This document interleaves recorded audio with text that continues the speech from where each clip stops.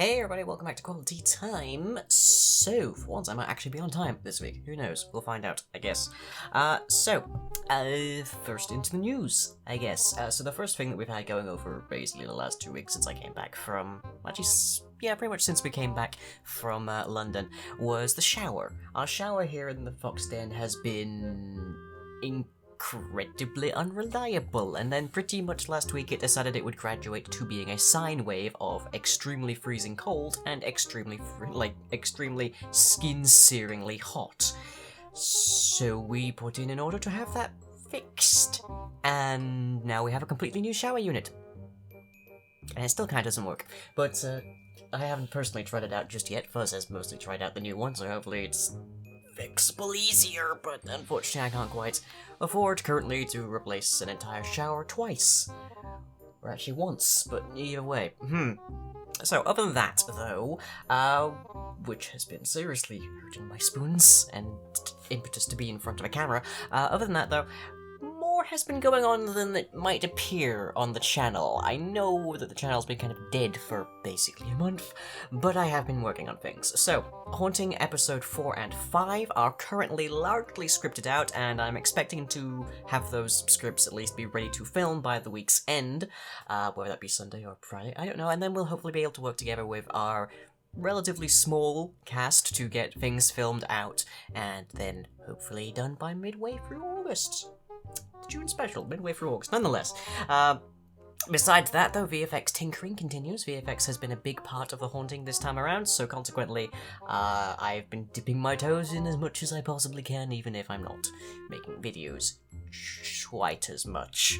But that means that we may get some more videos from VFX side of things. I might do some small tutorial videos soon, because there's a few things that would be very elementary that I think I could really very nicely do a quick tutorial on that people will understand and get the hang of, and that'll help them improve their stuff. Of course, After Effects is not the cheapest thing in the world, but it's cheaper than getting a lot of extremely more expensive equipment and such, so it's something to consider. And other than that, though, on the side of small videos, I will probably try and put together some small videos of other games that I'm not currently playing in a series, that are just sort of eating up inside of my Steam library for the most part. I will get those out as and when possible. No real alert or exactly of when those will happen, though. The stream schedule is fine. The main schedule is a little bit tentative and volatile at the moment. It's all depending on how I find the time and the energy to do things, and whether something goes wrong in the meanwhile. But either way, besides that, we haven't had anything through with the PO Fox for a little bit, which is a little bit of a shame, because you've been wanting to turn up for quite a while, haven't you? Poor little Cloversoul. But that is courtesy of Bin of Trash, who you might recognize from doing the stream elements a lot of the Dungeons & Dragon Hat streams, as well as most of Dragon's streams these days. Cute little thing. Very cute little thing, but hasn't had a chance to turn up because no one's actually sent anything into the PO Fox. But as always, the details for that are visible over here. Forgot my sides there for a moment. And other than that, off to the schedule. So currently there is not very much planned ahead for the coming week, but we can expect the occasional unscheduled video for the time being while things are kicking back into gear of making videos at all. And other than that, on Thursday we have an episode of The Lost Hands as Ignolane and the Inquisition tackle the bandit encampment again, and at 11 PM BST we have more Midnight Souls, where we have another boss to take on, and die, most likely. Then on Saturday it's an episode of The Coaster at 9 PM BST as we try to get out of Low Silver Limbo again. On Tuesday is an episode of Edgington, and we also tentatively have Yogdwarfs live at 9 PM BST. This is depending on whether Flying and I can figure out what's going on with our weird, purely mathematical right now aimbot, which we need to make the dwarves be actual good archers. And on to the questions. So as always, these are drawn from the comments section of the preceding vlog. If you have anything that you want to ask me, leave it down below and we'll find out what gets answered. This week, our first question comes from Mike Miner. How hard would it be to make a flickering sign in a Minecraft setting using VFX? This would be relatively easy. The main conceit is that you would need to track the shot. So you would pick a point, say, above a door, and you would track that through the video so that you can always have a decently good track of that. Alternatively, you can get another point on the same wall, which allows you to just shift it laterally in space. It's fairly easy that way. And then you would just get the rotations right, you would get the position right, you would parent your asset, which would probably be you can probably do that with just a decent piece of text in After Effects, to that point above the door, and then just you can add some noise to the opacity if you want to make it glow and whatnot, but then that's the hard part, is the tracking, and that's easier than it sounds if you know what you're doing. So that might be one of the first things that I actually do a tutorial on. We'll see. But yeah, that's very simple. That's how I would do it. It's not the only way to do it, but it's how I would do it.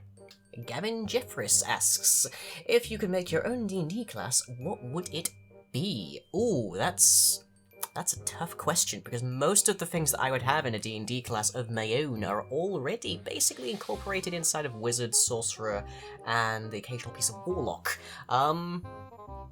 Good question, good question. I mean, there's a lot of things that I like to toy around with in the lyings that aren't generally handled by a typical kind of D&D character class. For example, blood lying is an excellent example, because blood lying takes a more telekinetic approach to blood, rather than the, oh, it's blood, therefore it's power, therefore we can use it as fuel to do a bunch of other things, which is what most blood magic interpretations tend to go with, which is just messy and savage and prehistoric and not the least bit refined. Whereas if it's a magical principle, people are going to be looking into it. Like, people like me who find something that doesn't work with natural physics are going to discover something that doesn't work with natural physics and research the hell out of it. So it wouldn't stay like that. It just doesn't make any sense to me. But anyways, I digress. Ooh, it would probably be some kind of mage. That much is certain. Beyond that, I'm not quite certain. I think there's some ideas people can leave in the comments for that. What kind of character class do you think I would make for D&D? Lastly for the week, we have AI13, who asks, how many lyings have succeeded in ascending? Now, I'm not entirely certain what you mean by ascending. You could mean how many lyings have become essentially the witch, or you could mean how many lyings have reached their pinnacle point. And in terms of becoming the witch, one. Only one has ever become the witch, but there are others that have that possibility. In terms of reaching their pinnacle point, as it were, a fair few have, because they tend to have arcs, and those arcs, because they're built into video games, tend to mean that they're gaining power over time and then they reach a peak point. For a lot of them, that peak point is at the end of their stories. For others, it's sort of in the middle and goes down after that. The big one we can point to there is that yokai lying became a god and then gave up their divinity. Then we have people like Night Lying from Night of Fangs, who became an incredible force and reckoning, still ended up losing in the end. But then we have people like the Witch, whose power has only climbed as they've gone through things. But they still had a bit of a dip in the middle there. How many of them have actually reached their peak points, whether they've stayed it or not? A lot of them have done that, because again, it's video games, so you generally tend to have that happen anyways.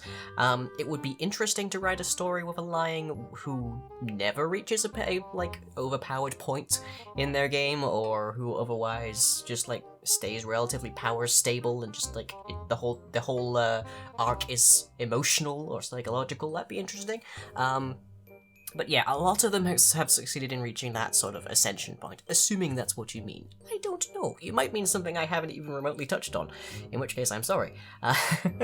But anyways, that is it for this week. I hope you've all enjoyed, and stay tuned. The channel is going to get interesting. Maybe not as active as it previously was before the June special started up, but it is going to get interesting. So, other than that, hope you've all enjoyed. I'll catch you all next time.